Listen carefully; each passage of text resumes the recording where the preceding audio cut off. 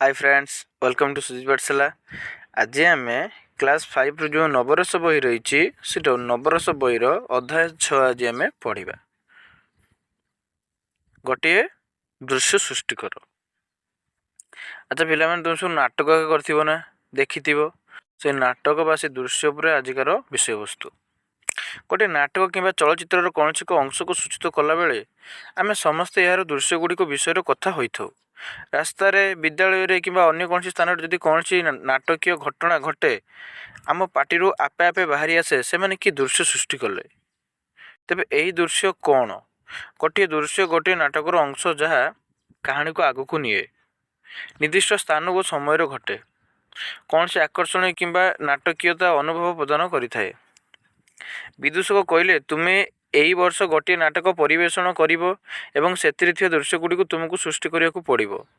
तृतीय और चतुर्थ श्रेणी होता कार्य अनुसार तुम्हें यार केतक अंश को जाच। एठारे यही तालिका दि जाइए जदि प्रथम तालिकार कार्यगुड़ी को पुणी थे करने को चाह तेरे तृतीय चतुर्थ श्रेणी पाठ्यपुस्तक आधार तुम शिक्षक तुमको सेगुड़ी को कर साहय करे। माने नाटक जो पूर्व क्लास तुम्हें जहाँ सब कर आउ थे तब कर भल भल भाव तुम्हें आगुरी कौन सब शिक्षा लाभ कर तुम्हें कौन शिख चरित्र अभिनय कथोपथन गठन गोटे दृश्य दृश्यायन दृश्यर अभिनेता ओ उपकरण को जोड़ा तुम्हें कौन शिख मंचर कौन कर कौन करना अभिनय स्थल को स्थापन करवा अभिनय समय को सूचाई देवा चरित्र मान प्रतिष्ठा करिया।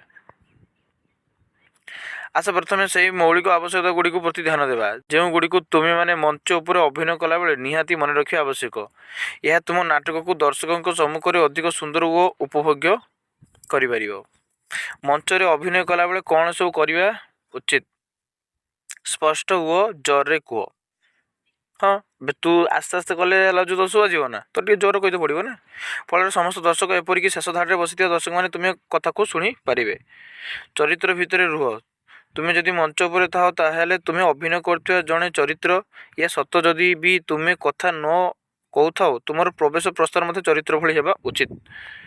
तुम सह अभिनेता मानक सम्मान कर और मंच उपर तुम्हें कथा कहवाक अन्य को साहाय्य करने तुम पाली पड़िया पर्यंत अपेक्षा कर केउठी केमिति छिड़ा हेबो एवं केउठारे तुमको चलिबाकु हेबो ताको भल भाव मन रख। अन्य मानक कौन सी क्षति न करी एसबू को करा जिया दरकार। मंचरे अभिनय कला बेले कौन सब करवा अनुचित दर्शक मान को पछ कर ठिया हो नहीं। दर्शक मान सम्मुखें अभिनय कला बेले शरीर को सब गोटे कोड़ को सामान्य बंकाई रख पछरे थिबा कौन सी स्थान को जदि तुमको जावाक हुए ताहले पछ को बुलिक गला बेले संलाप कह नहीं। संलाप मान बुझ डायलॉग मंच अंतराल कथबार्ता कर ना जदि तुम्हें मंच को आसवा को अपेक्षा कर कि तुम अभिनय शेष कर प्रस्थान कर तेरे क्या सह कथा न चुप हो रही बस। यही समय गपिबा कि आलोचना करिया अनुचित कारण ताहा तुमको अन्य अभिनेता को एवं दर्शक मान को अन्यमनस्क करदेव। अन्य अभिनेता मान को बाधा दियो नहीं। तुम्हें जो छिड़ा हो रही से सतर्क रुह और निश्चय हुए जे समस्त अभिनेता दर्शक को देखा जाउछंती आउ मध्य देखिनियो जे आउ केही जेमिति तुम आकर ठिया होई दर्शक मान को तुमको देखिबारे बाधा सृष्टि करू नथाय।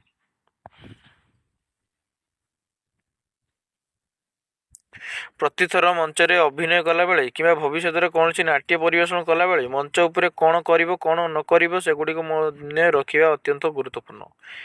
यही सब को मंच शिष्टाचार कह जाए। क्वेश्चन आसो जे मंच शिष्टाचार क्या कहती। यही सब मौलिक आचरण जनित नीति नियम गुड़ी को अभिनेता और दर्शक समस्त भितर मधुर अनुभूति सृष्टि करें। बर्तमान देखिए यह ए सब को दृष्टि रखी तुम्हें किपर दृश्य सचना कर प्रति दृश्यर मौलिक आवश्यकता हूँ निम्नोक्त प्रश्न गुड़िक उत्तर और दर्शक मान प्रदान करवा। यह केउठारे घटुची यह केतेबेले घटुची यही लोक माने किए दृश्य नाटक देखिला बेले यही सब प्रश्न दर्शक मन को निहाती आसो आम किपरि सेगुड़िक उत्तर देखिपर से कम करवा फल दर्शक मान नाटकर कहानी को स्पष्ट भाव में बुझीपारे। केउठी स्थान सहित परिचय सबुठु सहज उपाय है दृश्यपट और मंच उपकरण गुड़िक एपरी ठीक भाव सजाई रखा जेपरिक नाटक वर्णित स्थानटी आखि आगे आंकी हो। उदाहरण स्वरूप मंचर କେନ୍ଦ୍ରରେ ଗୋଟିଏ ଟେବୁଲ ଏବଂ ତା ଚାରିପାଖରେ କେତୋଟି ଚୌକିକୁ ସଜାଇ ରଖିଦେଲେ ତାହା ଏକ ଘର ବୋଲି ଜଣାପଡ଼ିବ। ଗୋଟିଏ ଟେବୁଲ ଉପରେ କେତେକ ଫାଇଲ କାଗଜ କିମ୍ବା ଲ୍ୟାପଟପ୍ ସଜାଇ ରଖିଦେଲେ ସେ ସ୍ଥାନଟି ଗୋଟିଏ କାର୍ଯ୍ୟାଳୟ ବୋଲି ବୁଝିହେବ। ଏହିପରି ସହଜରେ ଆହୁରି ଅନେକ ସ୍ଥାନ ତିଆରି କରିହେବ। ବେଳେବେଳେ ପୋଷାକ ମଧ୍ୟ ସ୍ଥାନ ସୃଷ୍ଟି କରିବାରେ ସହଯୋଗ କରିଥାଏ। ଗୋଟିଏ କାର୍ଯ୍ୟାଳୟର କର୍ମଚାରୀମାନେ କାର୍ଯ୍ୟ ନିୟମ ଅନୁସାରେ ନିର୍ଦ୍ଧାରିତ ପୋଷାକ ପିନ୍ଧୁଥିବା ବେଳେ ଗୋଟିଏ ପାର୍କରେ ବୁଲୁଥିବା ଲୋକମାନେ ସାଧାରଣତଃ ନୀତିଦିନିଆ ପୋଷାକ ପିନ୍ଧିଥାନ୍ତି। ଯଦି ତୁମେ ସମସ୍ତ ନାଟ୍ୟ ଉପକରଣ ଆଣିପାରିବ ତାହେଲେ କ'ଣ କରିବ ନା ଅଭିନେତାମାନେ ଅଭିନୟ ସେମାନଙ୍କ ଆଚରଣ ଦ୍ୱାରା ଉପକରଣଗୁଡ଼ିକୁ ପ୍ରଦର୍ଶନ କରିପାରିବେ। ତୁମେମାନେ ବୁଝିପାରିବା ପାଇଁ ପରପୃଷ୍ଠରେ କେତେକ ଉଦାହରଣ ଦିଆଯାଇଛି। ଏକ ପରିବା ହାଟ। ତୁମେମାନେ ମଞ୍ଚ, ଠେଲା ଗାଡ଼ି କିମ୍ବା ଦୋକାନ ଆଣିବା ପାଇଁ ସକ୍ଷମ ହେବ ନାହିଁ। ତେଣୁ ସବୁଠାରୁ ଉତ୍ତମ ଉପାୟ ହେଉଛି ଅଭିନେତାମାନେ ସପ ଝୁଡ଼ି ଧରି ବସିବେ। ତୁମେ ଦେଖିଥିବ ଯେ ହାଟ ଭଳି ବଡ଼ ପାଟିରେ ପନିପରିବା ନାମ ଓ ସେଗୁଡ଼ିକୁ ଦାମଗୁଡ଼ିକୁ ଡାକିବେ। କେବେ ହାଟକୁ ଯାଇଛ? ଦେଖିଛ କି ଡାକୁଥିବେ? ଏଇ ଆଳୁ 5 ଟଙ୍କା 5 ଟଙ୍କା, ପିଆଜ 10 ଟଙ୍କା 10 ଟଙ୍କା ଡାକୁଥିବେ, ସବୁ ଦେଖିଥିବ।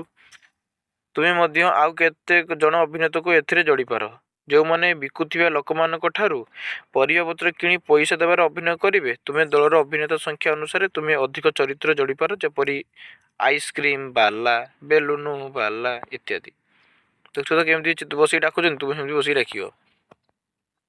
ଅନୁମାନ କର କେଉଁଠି? ପ୍ରଥମେ ଶିକ୍ଷାର୍ଥୀମାନଙ୍କୁ 6-7 ଜଣିଆ ଦଳରେ ଭାଗ କରାଯିବ। ପ୍ରତି ଦଳକୁ ଅଲଗା ଅଲଗା ସ୍ଥାନ ଦିଆଯିବ। ତୁମମାନଙ୍କୁ ତୁମ ଅଭିନୟ ଏବଂ ଶ୍ରେଣୀଗୃହରେ ଥିବା ଉପକରଣ ସାହାଯ୍ୟରେ ସେହି ସ୍ଥାନକୁ ଚିତ୍ରଣ କରିବାକୁ ହେବ। ମନେ ପକାଅ ବସ୍ତୁର ଭିନ୍ନ ଭିନ୍ନ ବ୍ୟବହାର, ଯେଉଁଠି ତୁମେ ଗୋଟିଏ ବସ୍ତୁକୁ ବିଭିନ୍ନ ବସ୍ତୁ ଭାବରେ ବ୍ୟବହାର କରିଥିଲ। ଏଠାରେ ଏହାକୁ ପ୍ରୟୋଗ କର ଯେ ତୁମେ ତୁମର ସ୍କୁଲ ବ୍ୟାଗକୁ ପରିବା ଅଖା ଭଳି ବ୍ୟବହାର କରି ପାର କିମ୍ବା ପେନସିଲକୁ ବିନ୍ ବା ଭେଣ୍ଡି ବୋଲି ଦର୍ଶାଇପାର। ଗୋଟିଏ ଦଳକୁ ଦିଆଯାଇଥିବା ସ୍ଥାନଟିକୁ ଅନ୍ୟ ଦଳକୁ କୁହାଯିବ ନାହିଁ। ଯେତେବେଳେ ଦଳଗୁଡ଼ିକୁ ସେମାନଙ୍କର ଅଭିନୟ ପରିବେଷଣ କରୁଥିବେ, ଅନ୍ୟ ଦଳମାନେ ଦେଖି ସେହି ସ୍ଥାନଟିକୁ ଅନୁମାନ କରିବେ ଏବଂ ଏହା କିପରି ଅଧିକ ଭଲ ହୋଇପାରିବ ସେହି ବିଷୟରେ ଆଲୋଚନା କରିବେ। ମୌଳିକ ରେଳ station, bus stand, park, office ଆଦି ପରିଚିତ ସ୍ଥାନଗୁଡ଼ିକର ଅଭିନୟ କରାଯାଇପାରେ। ତୁମେମାନେ ଅଭିନୟ ସାଧାରଣତଃ ପୋଷାକ ଏବଂ ସଳାପ ବ୍ୟବହାର କରି ସ୍ଥାନର ଚିତ୍ରଣ ସୃଷ୍ଟି କରିପାରିବ। ସେହି ସମାନ ପ୍ରକ୍ରିୟାକୁ ଆଉ ଥରେ କରାଯାଇପାରେ, କିନ୍ତୁ ଏହି ଥର ଏହାକୁ କଥା ନ କରି କରିବାକୁ ପଡ଼ିବ। ତୁମେମାନେ ତୁମ ଶରୀରର ଭାଷା ବା ଅଙ୍ଗି ଭଙ୍ଗୀ, ମୁହଁର ଅଭିବ୍ୟକ୍ତି ଓ ମଞ୍ଚ ହସ୍ତବରଣ ବ୍ୟବହାର କରିପାର। ଶିକ୍ଷାର୍ଥୀମାନଙ୍କ କଳ୍ପନା ଶକ୍ତି ବଢ଼ାଇବା ପାଇଁ ଜଙ୍ଗଲ ଓ ସମୁଦ୍ର ଆଦି ଅପରିଚିତ ସ୍ଥାନ ମଧ୍ୟ ପରିବେଷଣ ପାଇଁ ଦିଆଯାଇପାରେ।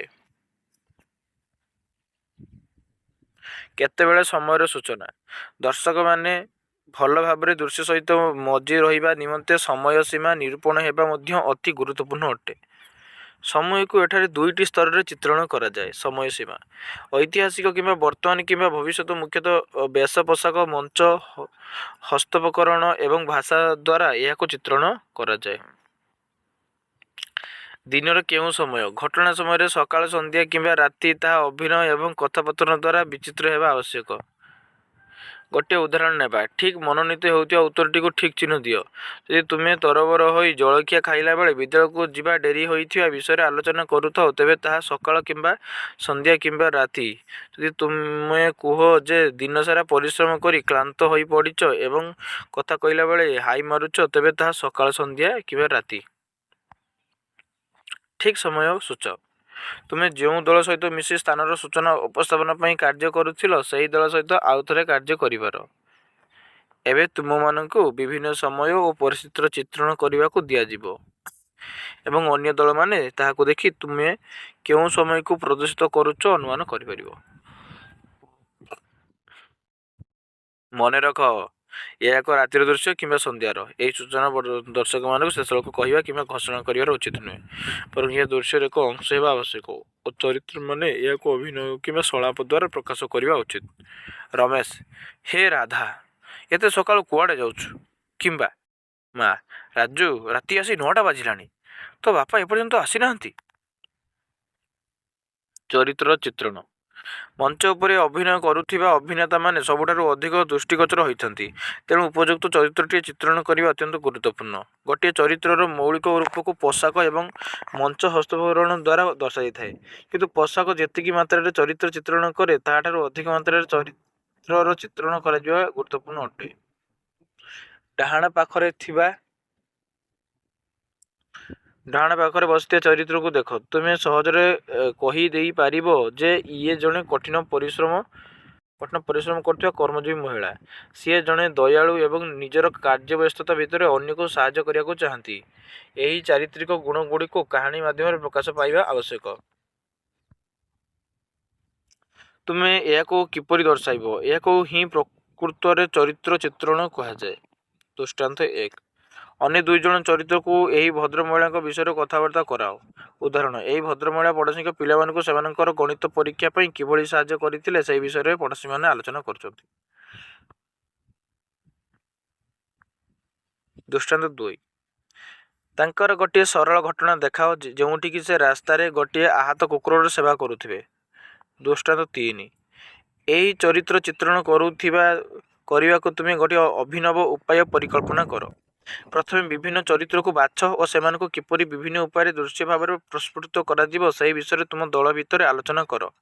ମନେ ରଖ, ଗୋଟିଏ ଦୃଶ୍ୟରେ ବହୁ ପ୍ରକାର ଚରିତ୍ର ରହିବେ ଓ ଜଣେ କ୍ଷଣକପି ହୋଇପାରନ୍ତି, ଆଉ ଜଣେ କୌତୁକିଆ ହୋଇପାରନ୍ତି ଏବଂ ଏପରି ଆହୁରି ଅନେକ ପ୍ରକାର ହୋଇପାରନ୍ତି। ଦେଖ, ଯାତ୍ରାରେ ଟିକେ କମେଡ଼ିଆନ ଭଲ ଲାଗିବ ନାହିଁ। ହେତ୍ମି ନାଟକ ସହିତ comedian is a best character play. ବୁଝିପାରୁଛ? ତ ନାଟକରେ ଯଦି କମେଡ଼ିଆନ ଯଦି ନ ରହିବ ସେମିତି ଭଲ ଲାଗିବନି ରେ। ପ୍ରକୃତ ଦୃଶ୍ୟ। ବର୍ତ୍ତମାନ ଗୋଟିଏ ପୂର୍ଣ୍ଣାଙ୍ଗ ଦୃଶ୍ୟ ସୃଷ୍ଟି କରିବା ପାଇଁ ତୁମେମାନେ ଯାହା ସବୁ ଶିକ୍ଷା ଲାଭ କରୁଛ ସେଗୁଡ଼ିକୁ ଏକାଠି କର। ଏହି ଅଧ୍ୟାୟରେ ତୁମେ ଯେଉଁମାନଙ୍କ ସାଙ୍ଗରେ ମିଶି ଦଳ ଗଢ଼ିଥିଲ ସେମାନଙ୍କ ଦଳରେ ରହି ନାଟ୍ୟକର୍ମ ଚାଲୁ ରଖିପାର। ପ୍ରତ୍ୟେକ ଦଳ ଗୋଟିଏ ଲେଖାଏଁ ବିଷୟକୁ ବାଛନ୍ତୁ। ଏହାର ପରିବେଷଣ କରିବା ପାଇଁ ଏକ ଯୋଜନା ଏବଂ ଅଭ୍ୟାସ କର। ଏହାକୁ ଅନ୍ୟ ଦଳଙ୍କ ସମ୍ମୁଖରେ ଉପସ୍ଥାପନ କର। ତୁମେମାନେ ନିଶ୍ଚିତ ହୁଅ ଯେ ତୁମ ଦୃଶ୍ୟର ସ୍ଥାନ, କାଳ ଓ ପାତ୍ର ଓ ମାନଙ୍କୁ ଚିତ୍ରଣ କରିବା ପାଇଁ ତୁମେମାନେ ମୌଳିକ ମଞ୍ଚ ଶିଷ୍ଟାଚାରକୁ ପାଳନ କରୁଛ। ବୁଝିପାରିଲ? ସରିଯାଇଛି। ତୁମର 6ଠ ଅଧ୍ୟାୟ ସରିଗଲା। ଦୟାକରିକି ଆକୁ ଭଲ ଭାବରେ ଆଉ ଥରେ ପଢ଼ିବ। ଯଦି କିଛି ଡାଉଟ୍ ରୁହେ ତାହେଲେ ପଚାରିବ। Thank you.